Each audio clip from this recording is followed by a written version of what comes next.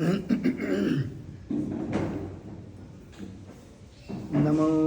अरिहन्ताणं नमो सिद्धाणं नमो अयर्याणं नमो वज्जायाणं नमो वै सर्वसाहूणम् एषो पञ्चनमुक्कारो सव्वपावप्पणासनो मङ्गलाणं च सव्वेसिं पढमं हवै मङ्गलम् आदिमं पृथिवीनाथमादिमं निष्परिग्रहम् आदिमं तीर्थनाथं च ऋषभस्वामिनं स्तुमः सुधासोदरवाग्योत्स्ना निर्मलीकृतधिङ्मुखः मृगलक्ष्मात्मः शान्त्यै शान्तिनाथ जिनोस्तुवः यदुवंशसमुद्रेन्दु कर्मकक्षहुताशनः अरिष्टनेमिर्भगवान् भूयाद्भूरिष्टनाशनः कमळे धरणेन्द्रे च स्वोचितं कर्म कुर्वती प्रभुस्तुल्यमनोवृत्ति पार्श्वनाथ श्रियस्तुवः नमो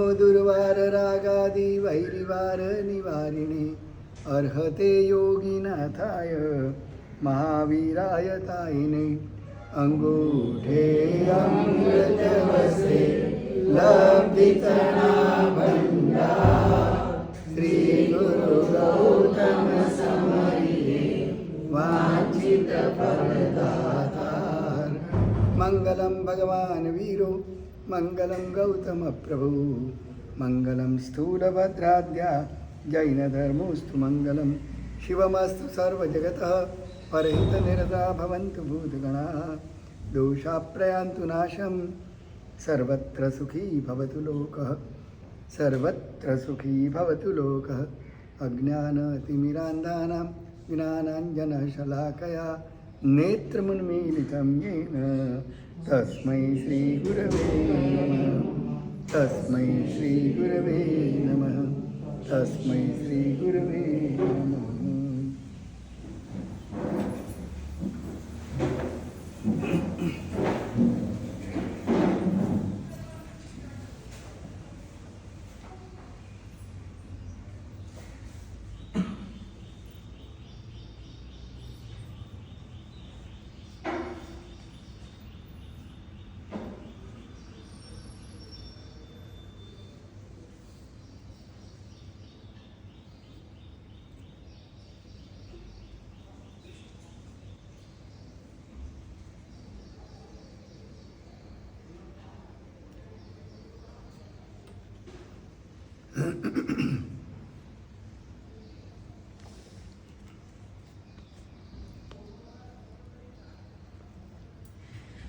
हमारे अहंकार को दूर करना ये धर्म का लक्ष्य है, क्योंकि सारी हमारे जीवन के सारे जो भी दुर्गुण हैं उसकी जड़ क्या है? अहंकार है। क्योंकि जब मेरा अहंकार पुसाता नहीं है तब या तो मुझे गुस्सा आता है या उस अहंकार को पुष्ट करने के लिए मैं दुनिया भर की सारी चीज़ें इकट्ठी करने की सोचता हूँ। इतनी महंगी महंगी चीज़ें मैं लाता हूँ। क्यों लाता हूँ? दुनिया में मेरा नाम बने, यही काम है कि और कुछ काम है? एक्चुअल अगर अपनी ज़रूरत माने जीवन जीने के लिए तो कितनी है? बहुत कम मात्रा में ज़रूरत है। मगर अहंकार की पुष्टि के लिए कितनी ज़रूरत है? अनाप शनाप, उसका कोई नाप नहीं, अनाप शनाप है। तो ये अहंकार ही सारे टेंशनों की भी जड़ है, सारे दुर्गुणों की जड़ है। तो इसको कैसे दूर किया जाए, यही धर्म का लक्ष्य है। धर्म ये काम करता है, चाहे कोई भी धर्म हो। आप देखो तो जैन धर्म में हमने क्या कहा कि तेरी जो भी घटनाएं घट रही है वो तू कर रहा है या कर्म के उदय से हो रही है। यानी तू करता नहीं है, तू करता निकल गया। मैं करता हूँ, वो जो भाव है वो अगर कर्म सिद्धांत को जानता है वो समझता है कि इसमें मेरे हाथ में कुछ भी नहीं है। ये उंगली भी इधर से उधर करनी हो, ऊंची करनी हो तो मेरे हाथ में नहीं है। मैं मान रहा हूँ कि मेरे हाथ से हो रही है, मेरे चाहने से हो रही है, ये मेरी मान्यता है। मगर मैं चाहूँगा और उस समय अगर कर्म का उदय नहीं होगा, मेरा साथ देने वाला नहीं होगा, तो जैसे ही मैं ऊंचा हाथ करने जाऊंगा उसी समय पैरालिसिस आ जाएगा। अब तुम लाख कोशिश करो, ये एक तसु भर नहीं हिलेगा। तेरी इच्छा के अनुसार ये हाथ यहाँ से नहीं उठने वाला है। भले सब कुछ बराबर शाबुत है, पर उसको कमांड देने वाला जो नर्वस सिस्टम है वहाँ कुछ गड़बड़ हो गई। अब संदेश नहीं पहुँचेगा और तेरा हाथ बिल्कुल बराबर सलामत होने के बावजूद भी अपनी एक उंगली भी उठाने के लिए समर्थ नहीं होगा। तो तेरे हाथ में कहाँ है? उंगली भी ऊंची करना अगर तेरे हाथ में नहीं है तो किस बात का अहंकार है? किस बात के लिए तू इतना सर उठा के घूम रहा है? तो जैन धर्म ने कर्म सत्ता को मुख्य मान लिया कि भाई कर्म जैसे उदय में आते हैं वैसे बाह्य घटनाएं घटती हैं। शरीर भी कर्म के अधीन है, मन भी कर्म का अधीन है, विचार भी कर्म के अधीन है। यानी सबकी अधीनता किसको दे दी? कर्म सत्ता को दे दी। आर्य धर्म अनेक दूसरे जो है वो क्या कहते हैं? ईश्वर इच्छा बलियसी, ये परमात्मा को जो करना है वो उनकी इच्छा के अनुसार ही सब चलेगा। एक उनकी इच्छा नहीं होगी तो एक पत्ता भी पेड़ का हिल नहीं सकता। यानी सारा संचालन किसको सौंप दिया? परमात्मा को। मैं करता नहीं हूँ, परमात्मा करता है। मैं तो खाली उसका एक खिलौना हूँ, उसका एक इंस्ट्रूमेंट के रूप में हूँ, बाकी करता सब वो है। ईश्वर इच्छा, परमात्मा ने ही सब किया। ऐसा करके स्वयं को कर्तापने से बात कर दिया कि तू करता है, ये भाव निकाल दे, चाहे तू जैन धर्मपाल चाहे कोई अजैन धर्मपाल, मगर उसका मुख्य लक्ष्य है तू करता नहीं है। ये अहंकार तू मत कर, यही लक्ष्य है। तो सारे धर्मों की, कोई मुसलमान धर्म होगा तो कहेगा अभी खुदा ताला करेगा तब होगा, तो उसने भी खुदा के ऊपर छोड़ दिया। कयामत के दिन आएगा तब खुदा उठाएगा, बोलेगा तूने क्या किया, हिसाब मांगेगा और खुदा मुझे कहीं भेजेगा, मैं कुछ जा नहीं सकता। यानी कि सभी धर्मों की अगर तुम नींव में जाओ, भले सिद्धांत कोई ईश्वर को करता मानेगा, कोई कर्म को करता मानेगा, कोई खुदा को कर्म करता मानेगा, मगर जहाँ स्वयं को करता माना वो धर्म उसके जीवन में, उस धर्म को मानने वाले के जीवन में कई प्रकार के अवगुण आएंगे, क्योंकि वहाँ अहंकार मुख्य हो जाएगा। तो ये अहंकार को दूर करना ये धर्म का लक्ष्य है। चाहे कोई भी धर्म अपना लो, सम्यक तो मिथ्यात्व की बात मैं अभी नहीं करता हूँ, मगर कम से कम बेसिक शुरुआत कहाँ से होगी, धर्म का प्रारंभ कहाँ से होगा? अहंकार को न मानने के बाद ही धर्म का शुरू प्रारंभ होगा। इसीलिए अरिहंताणम बाद में दिया, पहले नमो दिया। नमो अरिहंताणम, नहीं तो अरिहंताणम नमो भी लिख सकते थे, नमस्कार बाद में कर सकते थे, पहले अरिहंत को लाते। अरिहंत अगर मुख्य होते तो पहले अरिहंताणम नमो लिख सकते थे। हम गुजराती में बोलते अरिहंत भगवान ने नमस्कार था वो, तो वहाँ हम पहले अरिहंत भगवान का नाम लेते। मगर और संस्कृत प्राकृत में भी अरिहंताणम नमो, सिद्धाणम नमो, आयर्याणम नमो कर सकते थे नवकार मंत्र, मगर ऐसा नहीं किया। नमो को पहले रखने में भी बहुत बड़ा विज्ञान है कि पहले नमो, बाद में भगवान आएंगे। भगवान उसके पहले आने ही वाले नहीं, पहले तेरे मन में ये नमस्कार का भाव आना चाहिए। यह अहंकार रहितता जब तेरे में पैदा होगी तब भगवान आएंगे, उसके पहले नहीं आएंगे। और आज देखो जो जमाना आज आया है उसको अगर सोचो, बिल्कुल आधुनिक जमाने में हमारा परिवार कितने का बचा है? हमारा ज़्यादा से ज़्यादा परिवार, एक घर में कितने लोग हैं? 4। एक दादा दादी गिन लो तो 6। अभी आजकल वो उनकी गिनती ही नहीं है। बच्चे भी नहीं, 2 ही का। हाँ बस, हम 2 हमारे 2, हम 2 हमारा 1 ही हो गया है अभी, हमारे 2 भी नहीं रहे। एक भी अभी तो परदेश चला जाता है। हाँ, यानी 4-6 लोगों का मैक्सिमम परिवार, 6 लोग यानी सबसे ज़्यादा हो गया, बहुत बड़ा परिवार हो गया कि जिसमें दादा दादी भी है, बेटा बेटी भी है और पोता पोती है। बस इसके अलावा न चाचा है, न मामा है, न बुआ है, न कोई नहीं। इतना छोटा परिवार सिमट सिमट के रह गया। पहले परिवार कितने, हमारे गांव में मुझे याद है, मैंने अभी थोड़े साल पहले ही वहाँ चतुर्मास करके आया हूँ। हमारे गांव जो कुंभड़ महुआ के पास है, एक ही घर में उस समय, यानी अभी उस बात को भी कितने साल हुए, ज़्यादा साल भी नहीं हुए, शायद 10-15 साल समझो। 15 साल पहले एक ही रसोई घर में 100 लोग खाना खाते थे, 100, और एक ही आंगन में सब रहते हैं। इतना बड़ा मकान है उनका, और उन्हीं के एक मकान में हम रुके थे चतुर्मास के लिए। उपाश्रय छोटा था तो हम चतुर्मास के लिए रुके। तो 100 लोग एक ही रसोई घर में खाते थे। कितने भाई, कितने बहुएं, कितने पोते पोतियाँ, दादा दादी, नाना नानी,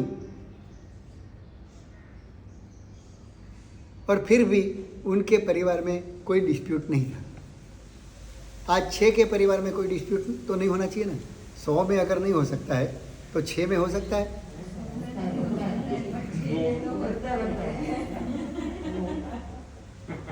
खाली 6 लोग हैं, उसमें भी हम मिलजुल के नहीं रह सकते। कितने स्व केंद्रित हो गए। पहले दूसरे के लिए करने की बात थी तो परिवार में एक दूसरे का मेल रहता था। आज वो नींव से ही हम बदल गए। मैं मेरा कर लूँ, तुम तुम्हारा करो। परदेश में यही तो है, और क्या है, वी शेयर। हम दोनों हाथ बटोरते हैं। रसोई भी करनी, चाय भी बनाई तो पत्ती तुम डालोगे, शक्कर में डालूंगी। हाँ, ऐसी बात है। दोनों के बैंक के खाते अलग, खर्चा शेयरिंग कर। हाँ, खर्चा शेयरिंग करते हैं। यानी कोई एक दूसरे के लिए मैं कुछ करूं, ये भावना ही नहीं है। अपने यहाँ कोई हिसाब भी नहीं रखता कि बेटे ने कितने लिए, पत्नी ने कितने लिए, कोई हिसाब भी नहीं रखता। और वहाँ तुमने कितने निकाले, इस महीने में 2000 का खर्चा 1000 निकाला, मैं भी 1000 दे दूँगा। हर चीज़ में मैं मेरा दूंगी, तुम तुम्हारा दो। कहाँ, एक दूसरे का कोई मेल ही नहीं है। और यहाँ 100 लोग हैं तो भी कोई परिवार में चिंता नहीं करता है। संयुक्त परिवार के कितने लाभ थे। एक बात है कि मानव की स्वतंत्रता उतनी नहीं मिलती थी जितनी आज मिल रही है। तो इतनी स्वतंत्रता मिलने का परिणाम क्या है, ये सोचो। चलो, परिणाम सुखद हो तो वो भी हम स्वीकार करते हैं। तो परिणाम सुखद है कि आज परिवार भी बिखर गए, बिल्कुल बिखर गया है। एक भारतीय समाज रचना शास्त्र नाम का पूरा शास्त्र बनाया है। भारतीय समाज रचना शास्त्र, हिंदू समाज रचना शास्त्र। कैसे कैसे परिवार बनते थे, परिवार में क्या भावना बनती थी, रामायण उसका उदाहरण है। एक आदर्श परिवार कैसा होता है। वहाँ स्वयं के सुख का कोई विचार ही नहीं करता था, और फिर भी राम राज्य में सभी सुखी थे। स्वयं का सुख का विचार नहीं करने के बावजूद भी सभी सुखी थे। और आज हम स्वयं का ही विचार करते हैं, दूसरे का नहीं विचार करते हैं, तो स्वयं भी दुखी है। दूसरे की बात तो छोड़ो, जो स्वयं के सुख का विचार करता है, दूसरे के सुख का विचार भी नहीं करता, और सारी शक्ति स्वयं को सुखी बनाने में लगा दी है, फिर भी आज स्थिति क्या है। बिल्कुल उल्टी दिशा में जा रहे हैं। हमारी ऋषि मुनियों की जो परंपरा है, कितनी अद्भुत परिवार व्यवस्था है। एक दूसरे के लिए मर फिटने की क्या भावनाएं पड़ी हुई है नींव में। मगर ये परिवार जो बिखरता जा रहा है, उसके कारण क्या है। बस मैं मेरी स्वतंत्रता की चाहता हूँ, मैं मेरे मन में आए से जैसा जीना चाहता हूँ। बिल्कुल ईगो, अहंकार इतना पुष्ट बन गया है। कोई एक दूसरे के जीवन में इंटरफियर नहीं करे। सबको प्राइवेसी चाहिए। कार में भी जाता है तो काले कपड़े लगा देते, काली फिल्म लगा देते। क्या करते हैं कि बाहर का आदमी मुझे अंदर देख ना जाए। अरे भाई, इतना कौन सा तू चोरी का काम कर रहा है कि तुझे कहीं कोई तुझे देख ना ले, ऐसी स्थिति में तुझे जीना पड़ रहा है। तू चोर है।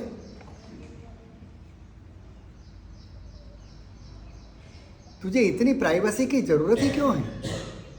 जब तू एक तरफ कहता है कि मैं आदमी सोशल व्यक्ति है, सामाजिक प्राणी है और दूसरी तरफ समाज से बिल्कुल अकेला होकर के जी रहा है। भीड़ के बीच में भी तुम अकेले हो। और वहाँ उस समय में अकेला आदमी की भीड़ के बीच में रहता था, उसको कभी अकेलापन महसूस नहीं होता था। आज इतने अकेले हो गए हैं कि ज़्यादा से ज़्यादा डिप्रेशन का रोग बढ़ता जा रहा है। ये परिवार बिखरता गया ना, उसका एक परिणाम तो ये आया कि लोगों के जीवन में डिप्रेशन का रोग घर कर गया है। आज भारत में नहीं, अमेरिका में अपने से भी ज़्यादा अकेले लोग रहते हैं। हर 5 आदमी में से हर 5 आदमी में एक आदमी डिप्रेशन में है। अमेरिका के ये हालत है। यानी मन से ही कमज़ोर हो गए आदमी। जिस मन के बल पर तो हम पूरा जीवन तरोताज़ा जी सकते हैं, वो मन ही इतना कमज़ोर हो गया क्योंकि अकेला हो गया। अब सारी समस्याएं उसको अकेले को सामना करना पड़ता है। एक एक समस्या का सामना, छोटी से लेकर बड़ी समस्या भी आए तो अकेला है, उसको अकेले को जूझना पड़ता है, थक जाता है। और जहाँ संयुक्त परिवार है वहाँ लड़ने के लिए दूसरे सब साथ में हैं। कोई भी आपत्ति आए तो सब साथ देते हैं। दुख में कोई साथ में होता है तो आदमी को दुख नहीं लगता। कभी कोई आपत्ति आ जाती है और 50 लोगों के ऊपर आपत्ति आई तो सबको लगता है ठीक, मैं अकेला थोड़ा हूँ दुखी, हम 50 लोग साथ में दुख में साथ हैं, तो आदमी का दुख 50वां भाग है, 50वां हिस्सा ही रह जाता है। सारा दुख उसको 50 लोगों में बांट दिया जाता है।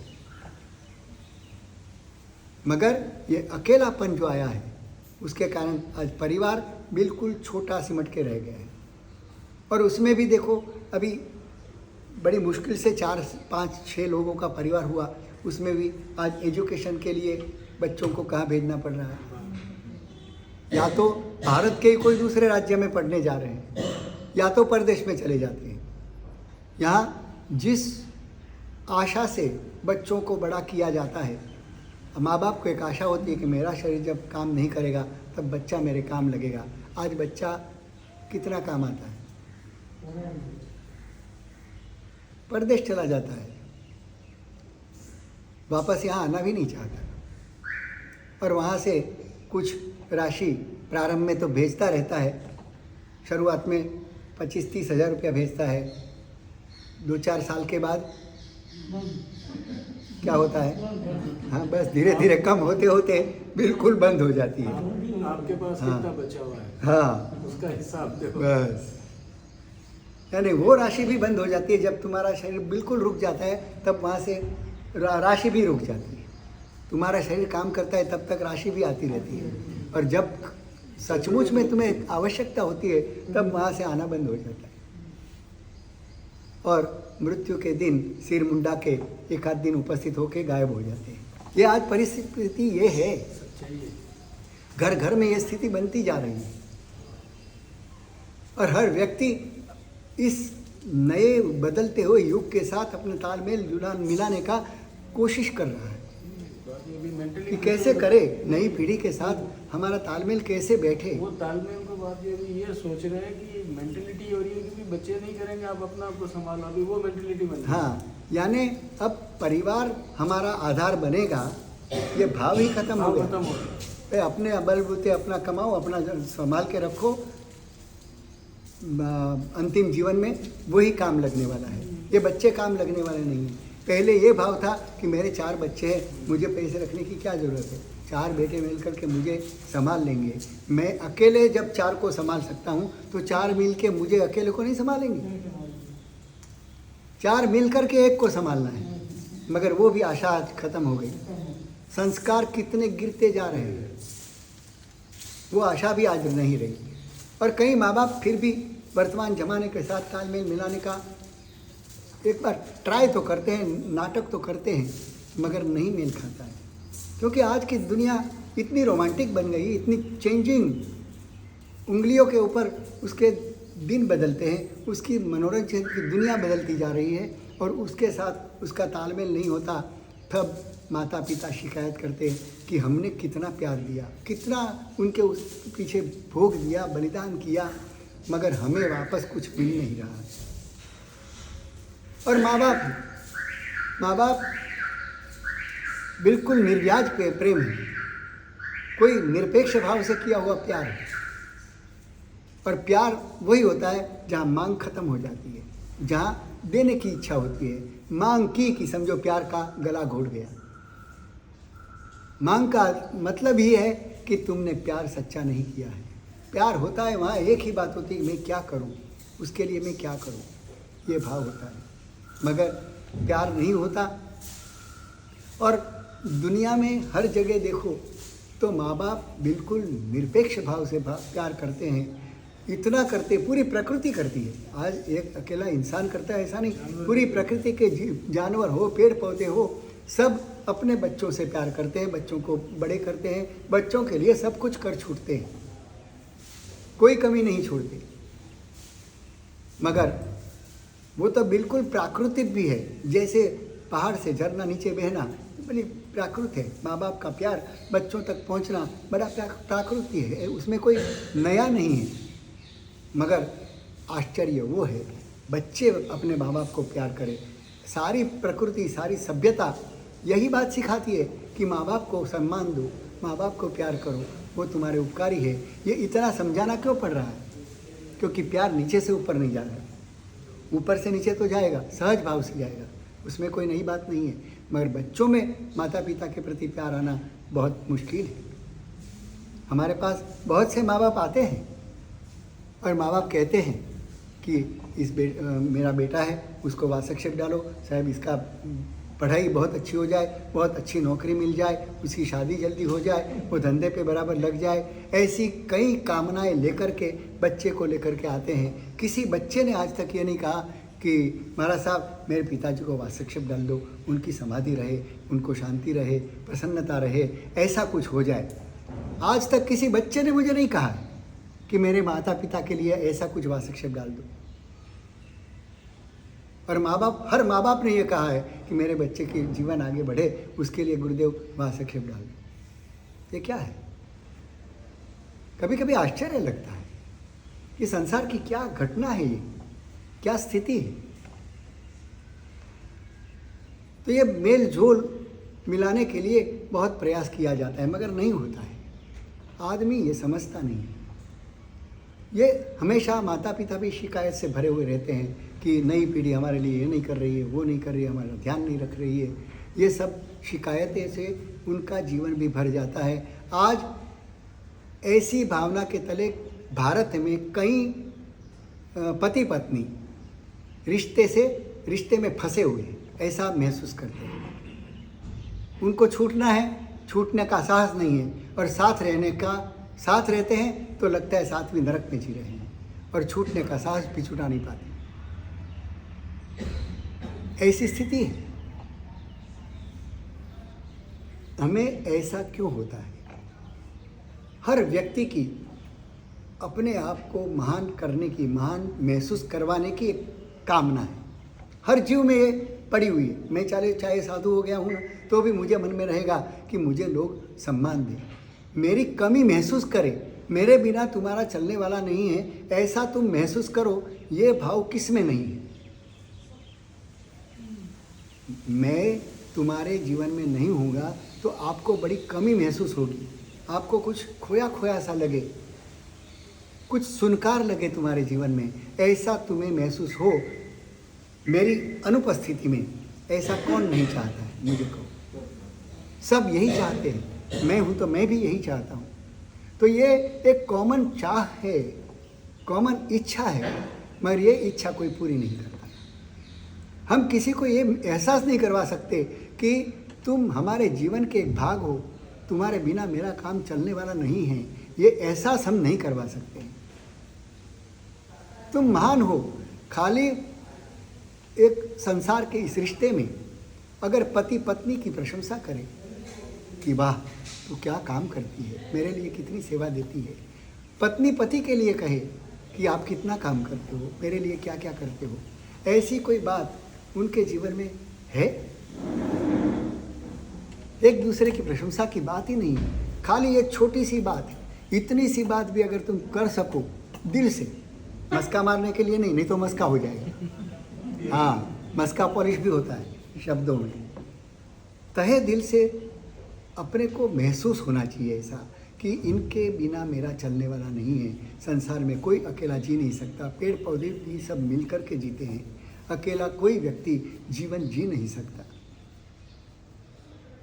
सब चाहते हैं कि मुझे ऐसी महत्ता मिले, मैं कुछ इस घर में कुछ ऊंचे स्थान पर हूँ, ऐसी महसूस सब करे, ऐसा सब चाहता है, मगर कोई दूसरे को महसूस करवा नहीं सकता है।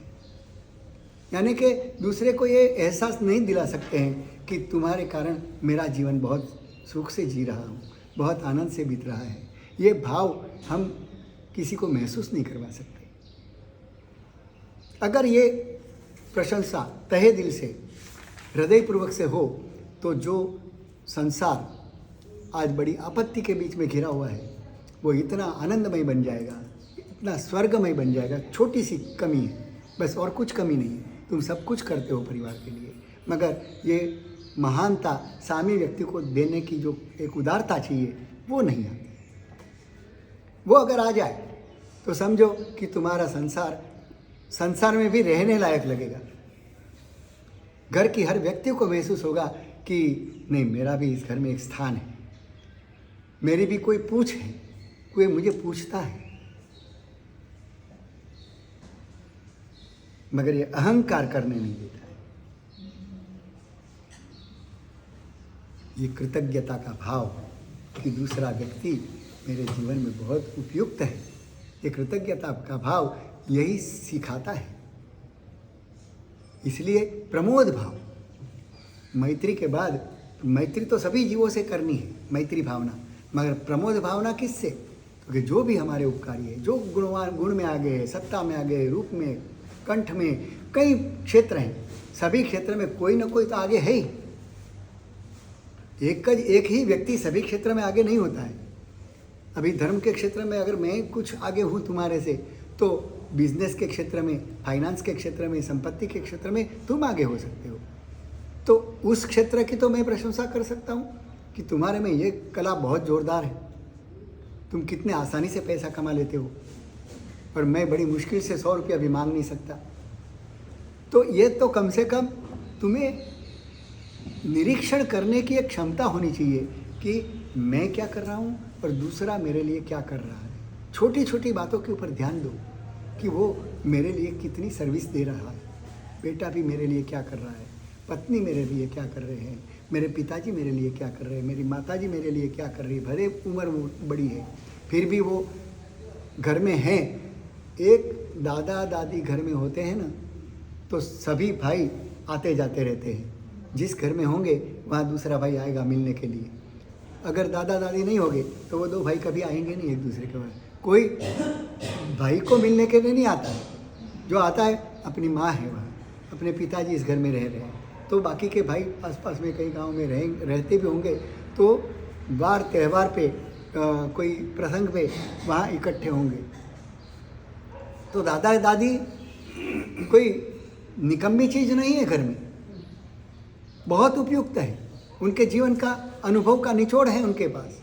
अपने पोते पोतियों को संभालने की क्षमता जो उसमें है वो तुम्हारे में नहीं हो सकती। तुम्हारा नया नया अनुभव है, वो कई सालों से इसमें से गुजर चुके हैं। कई बच्चों को उन्होंने पाला है, पोषा है। भले अपने बच्चे तो 2 होंगे, मगर आसपास पे किसी के लिए भी उन्होंने सलाह दी है, उन्होंने अनुभव किया है, और उसके बल पर वो हमें सलाह देते हैं। तो उनके पास अनुभव का निचोड़ है, उसका लाभ हमें लेना चाहिए, मगर हम वो ले नहीं सकते। उनको अंतिम सांस का लगना चाहिए कि दादा दादी की इस घर में कितनी आवश्यकता है। अगर ये हम कर सके तो समझ लो तुम्हारे घर में स्वर्ग है। तुम्हें कई बार मर के स्वर्ग में जाने की जरूरत नहीं है। इसी जन्म को तुम स्वर्ग बना सकते हो। बस खाली ये कि दूसरे को तुम महानता देते जाओ, दूसरे को यश देते चलो। तुम यश लेने का कोशिश कभी मत करो, यश देने की कोशिश चालू करो। आज से संकल्प करो कि मुझे यश देना है। मैं कुछ भी नहीं, जो भी है ये सब मिल करके मुझे आगे बढ़ा रहे हैं। मैं अकेला नहीं जी सकता। एक कुर्सी पर भी बैठना हो तो पाया देखता हूँ, 4 पाए मिल के मुझे यहाँ बैठाते हैं। एक भी पाया अगर इसमें हिलता होगा तो मैं ये नहीं बैठ सकूँगा। आज मेरे शिष्य मेरा सब कुछ संभालते हैं, तो मैं यहाँ आकर के 1 घंटा प्रवचन दे सकता हूँ। और प्रवचन की तैयारी भी करना हो तो मैं इनके काम छोड़ करके ये सब करने के लिए बैठता हूँ, तो मेरी गोचरी पानी का, पड़ी लेने का, कपड़े धोने का सब काम मेरे शिष्य संभाल रहे हैं। तब जाके मैं बिल्कुल कभी भी आप जब चाहो एवर रेडी, कभी भी मैं रेडी तुम्हारे साथ बात करने के लिए बैठ सकता हूँ। अगर ये सारी जिम्मेदारी मेरे पर ही होती तो नहीं बैठ सकता। तो उनकी मुझे कितनी आवश्यकता है, मुझे आवश्यकता महसूस तो होनी चाहिए, मुझे पता तो लगना चाहिए कि ये सब कितना आवश्यक है हमारे संसार में। और जो अहंकार होता है वो ये इसी बात को लेकर के अपने जीवन को बिताता है कि मुझे किसी की आवश्यकता नहीं है, जाओ तुम भाड़ में जाओ, मुझे तुम्हारी कोई ज़रूरत नहीं है। ये शब्द अहंकारी के मुंह से ही निकल सकते हैं। जो थोड़ा भी समझदार है वो ऐसे शब्द कभी नहीं निकाल सकेगा। उसको पता है कि मुझे इनकी कितनी आवश्यकता है, और वो तो जब चला जाता है तब पता लगता है। होता है तो हम नोट भी नहीं लेते। हमारे दांत 32 है, एक दांत गिर जाए तो पता लगे कि इस दांत की कितनी आवश्यकता थी। जीभ कितनी बार याद करती है, एक दांत गिर जाए तो जीभ कितनी बार वहाँ जाती है, बार बार वहीं जाती है। तब पता लगता है कि ये दांत गया है, उसकी कमी महसूस हो रही है। जीभ को पता लग रहा है, बार बार वो देखने जाती है कि अभी आया कि नहीं, अभी आया कि नहीं, अभी आया कि नहीं। तो कमी महसूस होती है। शरीर के एक अंग को भी अगर कुछ हो जाता है तो सारा शरीर के सारे अवयव उसके पीछे काम पे लग जाते हैं। पाँव में कांटा चुभता है तो आँख से आंसू भी गिरने लगते हैं। आँख तो कहाँ है, आँख को कुछ नहीं हुआ है। जो हुआ है पाँव के तलवे में एक कांटा चुभा है, मगर कहाँ उसकी असर पहुँचती है। आँख को क्या लेना देना। आँख तो कहेगी तूने कांटा चुभा है तो तू जान, मेरा क्या। अगर सभी अंग स्वतंत्रता से बरतने लगे तो क्या होगा। मगर एक अंग है, एक शरीर है, शरीर के किसी एक कोने में भी कुछ भी थोड़ा सा भी कांटा आ गया तो पूरा शरीर बेचैन हो उठता है। पूरे शरीर को महसूस होता है कि ये कुछ गड़बड़ है, हमारे घर में कोई घुस गया है। तो घर मुझे मेरा लग रहा है, ये काया पूरी मेरी मुझे लग रही है, और मेरी है। इसीलिए कभी कभी क्या होता है, हम कवा चबाते हैं तो कभी कभी जीभ के ऊपर भी, जीभ को भी चबा लेते हैं कभी कभी, और बड़ी पीड़ा होती है। उस समय हम ठोकते किसको है, जीभ को कि दांत को। किसको सजा दोगे, किसी को नहीं। क्यों, इतनी बड़ी कठोर शिक्षा के पात्र हैं दांत, जो साथ में रहते हुए भी काटते हैं। आज जीभ को काट दिया, खून निकल आया, तब तक इतना जोर से काट दिया, गिरा दो 2-4 दांत को। साले तुम लोग क्या समझते हो, करते हैं ऐसा? क्यों नहीं करते? क्योंकि जीभ भी मेरी है, दांत भी मेरे हैं। तो जहाँ मेरापन है वहाँ सजा नहीं होती, वहाँ समाधान होता है। हाँ, वहाँ भूल माफ है। जहाँ मेरापन है वहाँ भूल माफ करते हैं। तो बस संसार में रहने का यही तो तरीका है, भूल माफ करते चलो। तू मेरा है, तेरी भूल क्या देखना, ठीक है कल से मत करना, बराबर ध्यान रखना, बस इतनी सी बात। हाँ, तो वही तो है।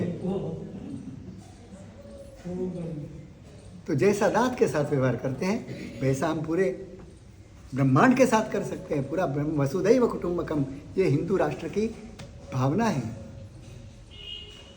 कि पूरी वसुधा, पूरी पृथ्वी मेरा परिवार है। ये मेरापन जब तक नहीं आता है तब तक सुख नहीं। जहाँ मेरापन है वहाँ सुख है। तो ये जीवन में लाना है अपने को।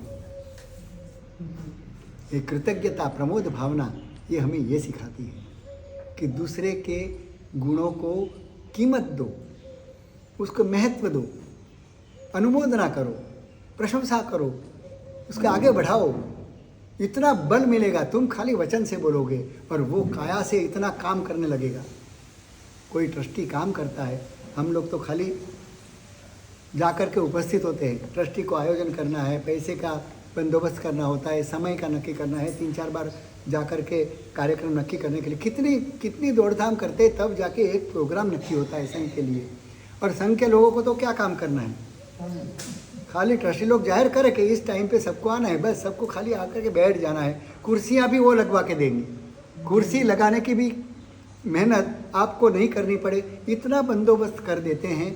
फिर भी उस ट्रस्टी की टांग खींचाई में कमी रखते हैं। थोड़ी सी भूल करते हैं तो क्या करते हैं, बड़े ट्रस्टी होने को निकले हैं। हाँ, हमारे आगेवान होके रहे हो, और ये इतनी भूल, छोड़ दो, तुम राजीनामा दे दो, तुम ट्रस्टी होने के लिए लायक नहीं हो। क्या तुच्छता है। उसके भोग को वो अपना समय दे रहे, कोई तनख्वाह नहीं ले रहे, ऊपर से अपने जेब से पैसे भी लगा रहे हैं, सब कुछ कर रहे हैं। तुमने क्या किया, कुछ भी नहीं। सब तैयार थाली में आकर के भोजन खाली कवे ही लेना है, और कुछ भी तुम्हें करना नहीं है, खाली आकर के बैठना है। फिर भी कितनी कमियां ढूंढोगे कि ट्रस्टी ने क्या कमी रखी है, आयोजन में क्या कमी है, बस कमी ही देखेंगे, उसकी खूबियां नहीं देखेंगे। उन्होंने कितना सुंदर आयोजन किया है वो नहीं नज़र में आएगा। 100 चीज़ें अच्छी है, भोजन समारंभ रखा है, 100 चीज़ें बनाई है, एक कड़ी बिगड़ गई, कड़ी में खाली स्वाद खराब हो गया है। तो प्रशंसा 99 चीज़ की होगी या कड़ी की निंदा होगी, ये क्या बताता है। ये दृष्टि बदलना है। हजारों कांटों के बीच भी अगर गुलाब है तो गुलाब को देखो, कांटों को क्या देखना। पौधे को कोई गुलाब का पौधा ही कहते हैं, कांटे का पौधा नहीं कहा जाता, हालांकि संख्या ज़्यादा कांटे की ही है। मगर इतने कांटों के बीच एक गुलाब इतना मस्ती से खिल रहा है, कितना मस्त, कितनी सुंदरता, कितनी सुगंध, वाह। इतने कांटों के बीच भी एक गुलाब खिल सकता है तो बड़ी बात है। कांटे हैं वो कोई बड़ी बात नहीं, कांटे तो सब जगह होते ही है, दुनिया भर में कांटे ही बिखरे हुए, मगर कांटों के बीच गुलाब होना बड़ी आश्चर्य की बात है। हम उसको क्यों महत्व नहीं देते। पर वहाँ तो गुलाब का पौधा कहते हैं, मगर यहाँ आदमी के लिए अगर सोचना हो तो कांटे ही देखते हैं, वहाँ गुलाब नहीं देखते। ये हमारा पक्षपात है कि वहाँ का गुलाब देखते हो, 100 कांटों के बीच है तो भी गुलाब तुम्हें अच्छा लग रहा है, पर यहाँ 100 अवगुण के बीच 2 गुण हैं वो नहीं दिखते, वो 100 अवगुण दिख रहे हैं। अरे इतना ही नहीं, 100 गुण है, 2 अवगुण है। 100 चीज़ें खाने की अच्छी बनी है, एक चीज़ ही बिगड़ी है। तो नहीं निकले तो भी बाप जी गुलाब कड़क रह गए। हाँ, खाने में ऐसा होता है, बिना निंदा किए हम खाना भी नहीं खा सकते, फोकट का मिल रहा है, कोई रुपया 1 रुपया भी देना नहीं है, तो भी उसकी निंदा करने में पीछे नहीं पड़ते। कितना प्यार करके, कितना तुम्हें 3 बार तो मनुवार करके तुम्हें बुलाया, वे जरूर आना है हमारे भोजन समारंभ में, और आप पहले तो ना कहोगे, वो कहेंगे नहीं नहीं आपको तो आना ही पड़ेगा, आप तो हमारे बिल्कुल नज़दीक हो, कितने मनुवार करते हैं, तब जाके हाँ बोलते हैं। यानी खाना खिलाने की उसकी भावना, अपने प्रसंग पे तुम्हें बुलाने की भावना कितनी ज़ोरदार है। और इतने करने के बावजूद जब तुम उसके भोजन समारंभ में जाते हो तो उसने जो अच्छा किया है उसकी प्रशंसा करना है, या एकाध चीज़ में जो कमी रह गई है वही बतानी है, वो भी कमी भी तुम्हारी नज़र में, उनकी नज़र में तो वो कमी भी नहीं, तुम्हारी दृष्टि से तुमने कहा कि ये कमी है, और तुम उसी का प्रोपेगेंडा करोगे। 50 मेहमान आए होंगे, उसमें बात करोगे, अंदर अंदर बात करोगे, तो कौन सी बात का विषय क्या होगा, प्रशंसा तो होगी ही। सब तो बराबर, मगर ये भी ठीक होता है तो 4 चांद लग 4 चांद लग जाए, ये ठीक होता तो 4 चांद लग जाते। क्या क्या हमारी मनोवृत्ति है। धर्म हमें इस मनोवृत्ति से मुक्त करने की बात करता है कि ऐसी मनोवृत्ति से बाहर निकलो। प्रमोद भाव यही सिखाता है, पॉजिटिव दृष्टि यही है कि 100 के बीच में भी एक आध गुण दिखता है तो बस झुक जाता है आदमी, कि दुनिया में अवगुण होना तो स्वाभाविक है, गुणवान होना बहुत बड़ी बात है। बड़ी आश्चर्यकारी घटना है कि इतने भयंकर काल में हुंडा अवसर्पिणी काल, बिल्कुल पतित काल, चारों ओर का माहौल इतना खराब। आज साधु साध्वी समझो कि कैसे माहौल में दीक्षा ले रहे हैं, किस उम्र में ले रहे हैं, उनके पास कितना ज्ञान था, कितने बड़े बड़े पैकेज उनको मिलते थे, और ऐसा सब छोड़ करके वो दीक्षा ले रहे हैं, और दीक्षा लेने के बाद अपना जीवन अपनी शक्ति के अनुसार जी रहे हैं। हम उनको वंदना करते हैं या उनकी कमियां भी ढूंढते हैं?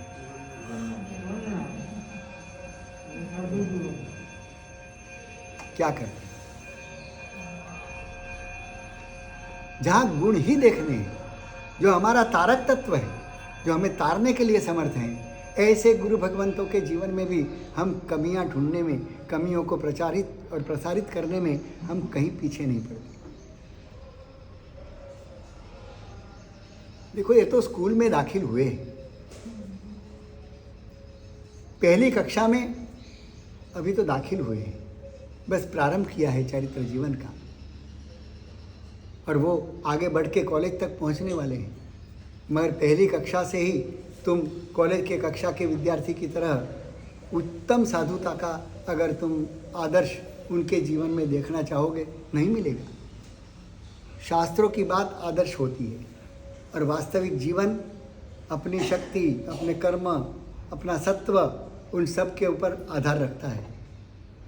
तो हो सकता है कि कमियां इसमें भी आएगी, मेरे में भी 100 कमियां होगी, मगर ये सब संसार छोड़ करके, माता पिता को छोड़ करके, सारे संसार के सुख छोड़ करके आने की हिम्मत की वो कोई कम है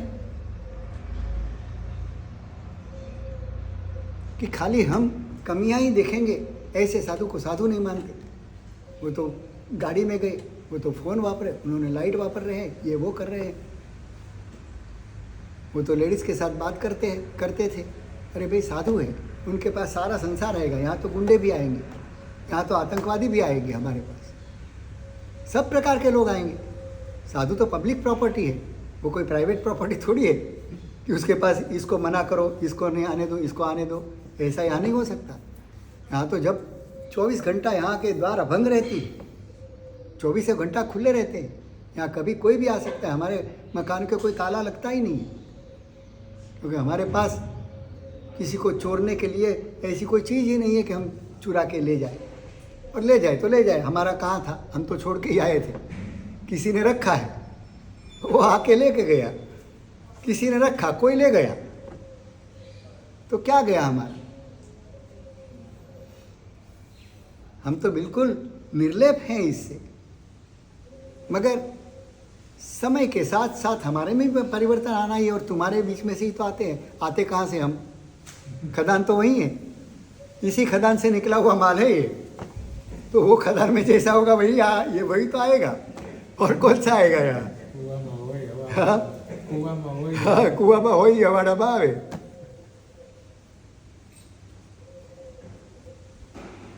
जैसे मानो भाई, खदान में तो अशुद्ध था, यहाँ कुछ तो शुद्ध है, धीरे धीरे शुद्धि की प्रोसेस में है, हो जाएगा, आज नहीं तो कल। इसलिए कबीर ने कहा कि चलते चलते गिर पड़े उसका नहीं दोष, गिरने के बाद जो उठे नहीं उसका बड़ा दोष। गिरना तो स्वाभाविक है, हम तो चलने का सीख रहे हैं भाई, चलन गाड़ी लेकर के चल रहे हैं, देखते हैं अभी चलते चलते 100 बार गिरेंगे, पर गिरते गिरते एक दिन हम ऐसे चलेंगे, पुरपाट दौड़ेंगे। मगर जब तक चलने की कोशिश करते तब तक तो गिरना बिल्कुल स्वाभाविक है।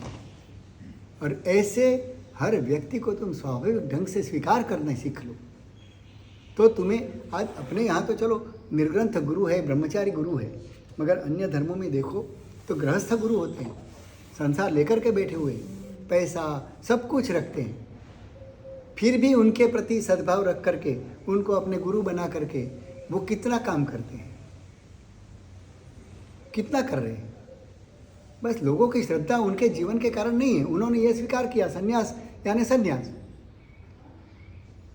फिर वो गांजा भी पीते हैं तो भी लोग उनको पाँव पड़ते हैं, वो गांजा चरस सब कुछ खाते पीते हैं, धुआं उड़ाते रहते हैं, सब कुछ करते रहते हैं, फिर भी उनकी श्रद्धा डगमगाती नहीं है। और हमारे यहाँ अगर साधु ने कुछ थोड़ा सा भी उसकी स्टील फ्रेम रखी है कि इस स्टील फ्रेम के बाहर कुछ एक कदम भी रखा वो साधु ही नहीं। तो जो परीक्षा तुम किसकी करोगे? वो अंधभक्ति नहीं हुई बाप जी कि जो गांजा पीते हैं और उनको भी जो मानते हैं, वो अंधभक्ति नहीं हुई। देखो, पत्थर की भी मैं पूजा करता हूँ, वो पत्थर ही है ना, फिर भी मैं क्या मान के पूजा करता हूँ? भगवान मान के। उसको फल कौन सा मिलेगा? उपासक को तो भगवान का ही मिलने वाला है, क्योंकि उसने तो भगवान माना है। अब वो अंधभक्ति कहो जो भी कहो, उसने तो अपने गुरु माना ना, तो गुरु मान करके जो समर्पण किया, उसका समर्पण का भाव है, उसको गुरु के प्रति वो जो भाव है, उसके कारण उसको तो फायदा ही फायदा है। व्यक्ति नहीं है, खाली गुरु तत्व है। गुरु एक तत्व है, ऐसे दृष्टि से देखो। एग्जाम्पल देते हैं, आसाराम बापू गए, हाँ। इतने भक्त आज भी है, जबकि वो उसको जो एक्सपोज हुआ है। मगर भक्ति करने वाले को तो फल है, भक्ति करने वाले को तो फल मिला। अभी गुरु खुद, मैं कुछ भी गलत करूंगा तो उसका फल मुझे भोगना ही पड़ेगा, वो तो कोई छोड़ नहीं सकता। ये तो आपका जो अच्छा मन है वो मेरे को मिलेगा बस, मगर तुम्हारे मन में जो भाव है, गुरु सही डायरेक्शन में नहीं चल रहे हो तो शिष्य भी उन्हीं को ही फॉलो करते हैं, तो वो भी गलत मतलब डायरेक्शन में ही चले गलत हो तो जाएगा बाप जी। देखो, जो उसको फॉलो करेगा उसका जो डायरेक्शन गलत शिष्य होगा। जो शिष्य ये माने, साथ चलता है ना। पहले समझ लो, जो शिष्य ये माने कि गुरु को मैं डायरेक्ट करूं, वो तो पॉसिबल नहीं है।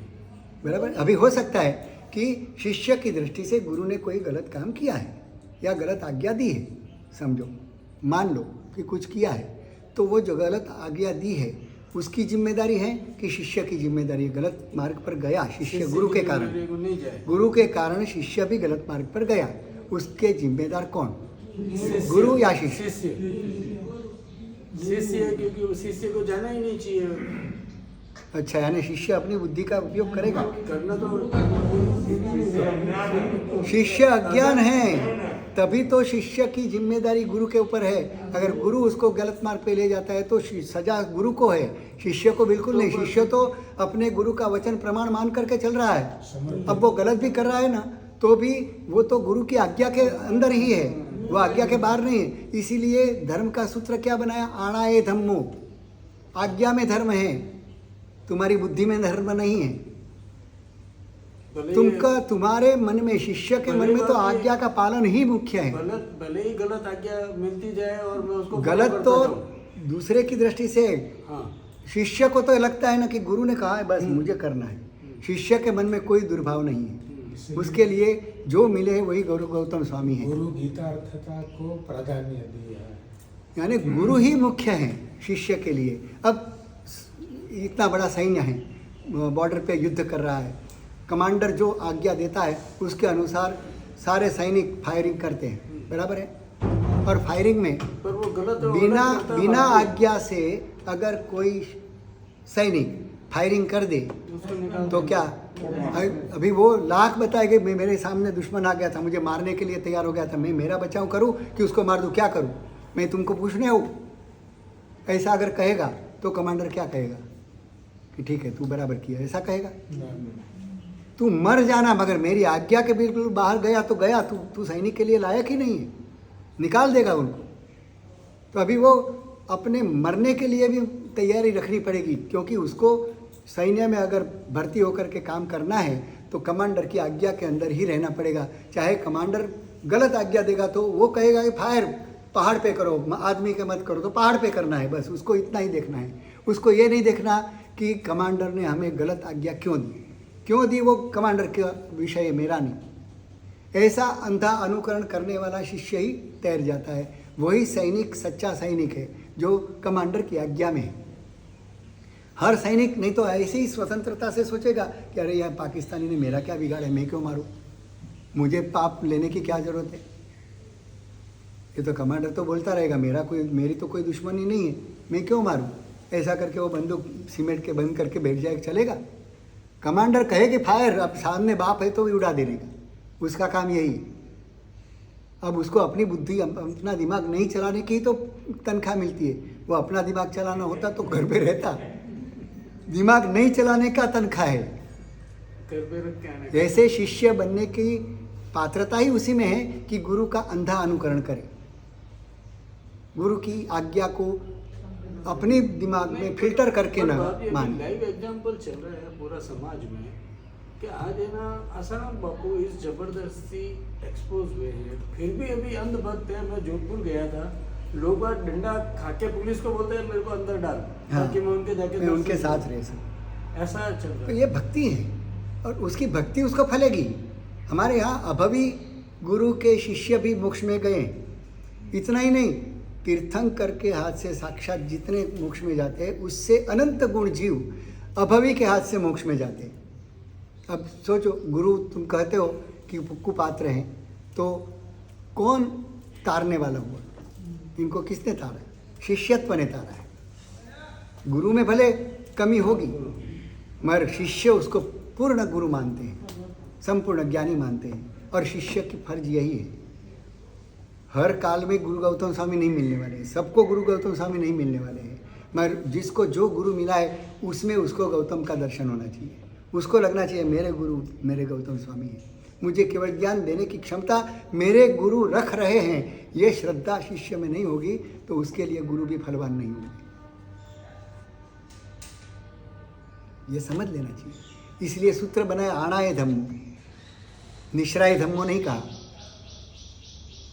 कि ऐसे सुपात्र गुरु के चरणों में ही रहो कि जिससे तुम्हारी उसकी निश्रा के कारण तुम तरोगे, ऐसा नहीं बताया।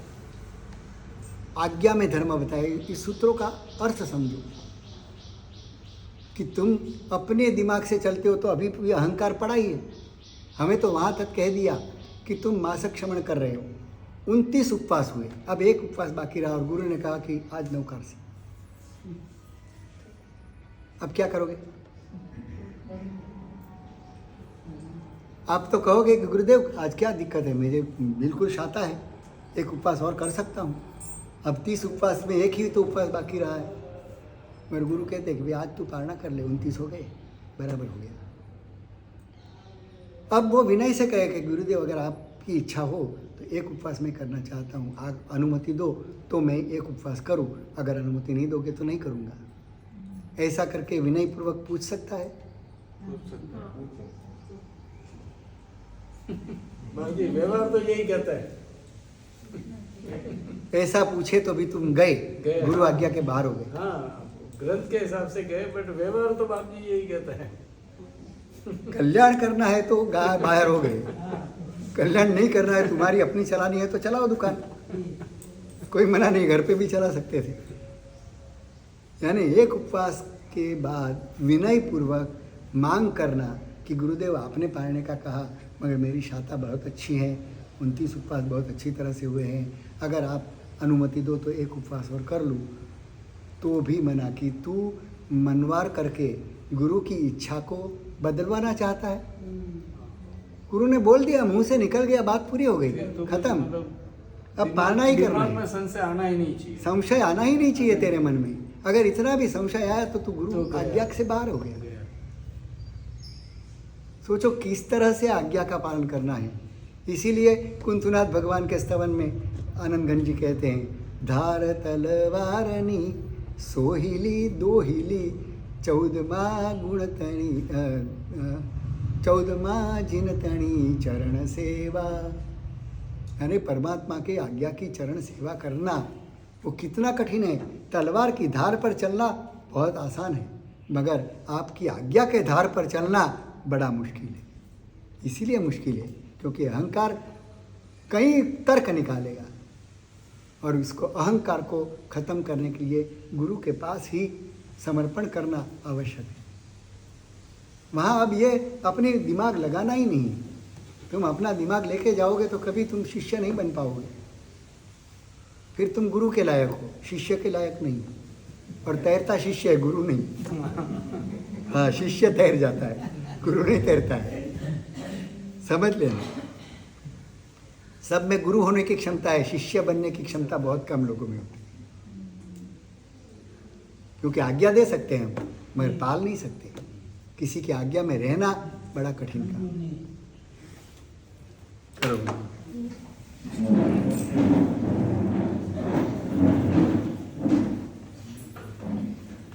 इच्छामि खमासमणबंदी उजामणी जयनी सियाए मंदामि इच्छामेकमसमणं वन्दे उजामणिजयनिसियाय इच्छकार सुराय सुखतप शरीर निराबाध सुख संजात्रांग मुझे स्वामी साताजी जी ભાત પાણીનો લાભ દેશે. इच्छामेकमसमणं वन्दे उजामणिजयनिसियाय इच्छाकांक्षं सन्ति सबगं अबोधं यभ्यन्तरं राय्यं इच्छं गाय्यं जंकिंची अपत्यं परपत्यं पत्ते पाणे वेचे आलावे सला उच्चासने समासने अंतर्भाषा विभाषाय जंकिंची मध्यवेणं परिणाम सोमबाबैरवा तुभे जणं न जणमि तत्सम इच्छामि दुःखडम् इच्छामि खमासमणं वन्दे उजामणिजयनिसियाय गारी भगवान पासा एकरी पचकान्यास कराव सुजी नौकार स्थिति आयम्बी उगे श्रेय नौकारसी पुरसी सार पुरसी मुठी समित काय जुवेन बिहारम असमनम खैमम साइमम अनक्षरामगरम दोसागरम बच्चनगरम दिशामणम धावनम वत्रगरम सोपसमय वित्यागरणम अयम मिलम विवेके पचखान थामगरम दोसागरम देवालेवणम गत्त संसठणम उखित विवेकणम परिचमख्यणम परिठावण्यागरणम महत्रगरणम सोपसमय वित्यागरणम पानस लेवेन वा लेवेन वा क्षण वा बहु लेवेन वा ससिद्धन वा बोसी रे टाइम हो तो 5 मिनट बता दो 5 मिनट बैठ जाओ एक क्यों आज लिंक निकली है इसलिए बात कर रहे हैं। ये तो फिर कल वापस याद आएगा नहीं आएगा पता नहीं।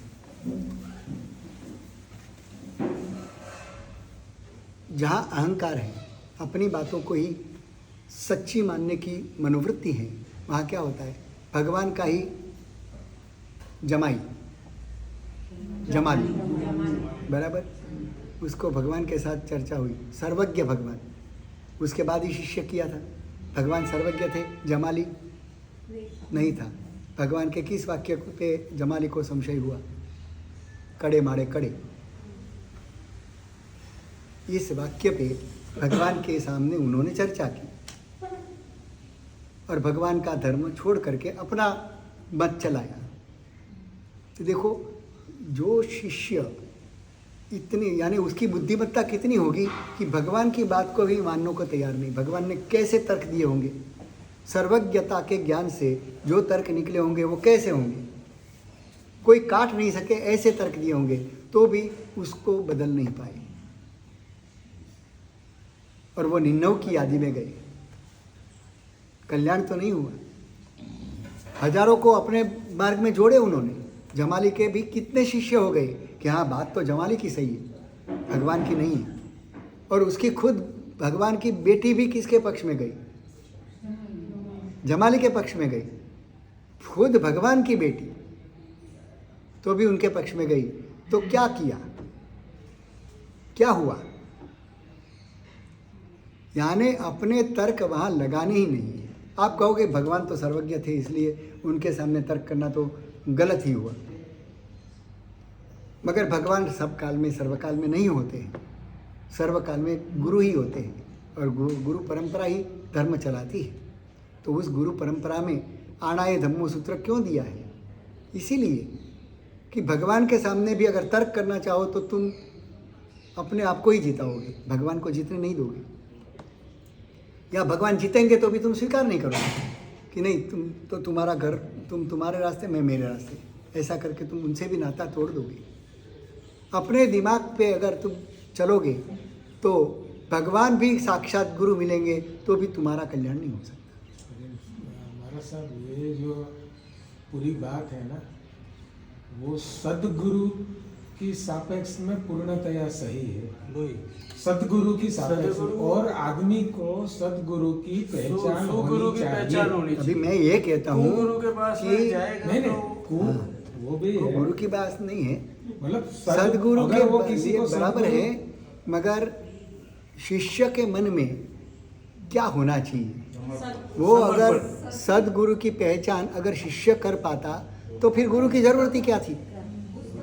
अगर शिष्य में वो क्षमता है कि ये गुरु ही सद है ये कुगुरु है ये अगर शिष्य पहचानता शिष्य पहचानेगा तो किस बात पे पहचानेगा किसको आधार बना करके वो सदगुरु या कुगुरु नक्की करेगा।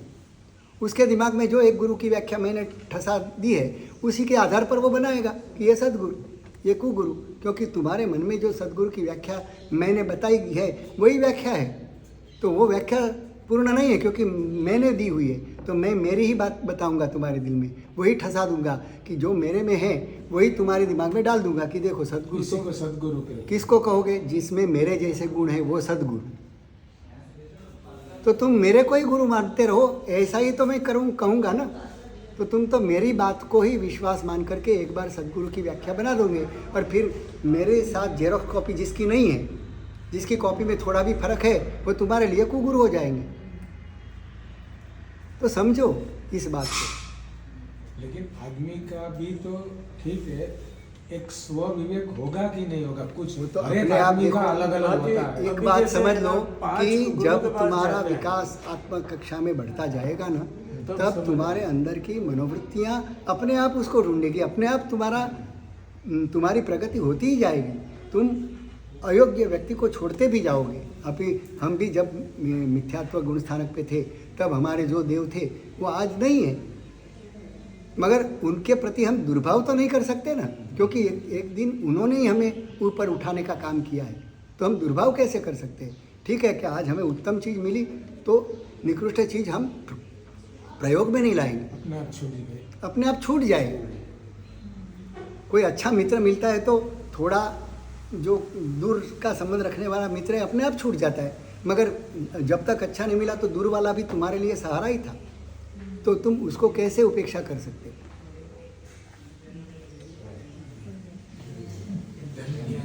धन्य गुरुदेव, धन्य वाणी, सर्वमंगल मांगल्यम सर्वकल्याण कारणम प्रधानम सर्वधर्माणाम जैनम जयति शासनम।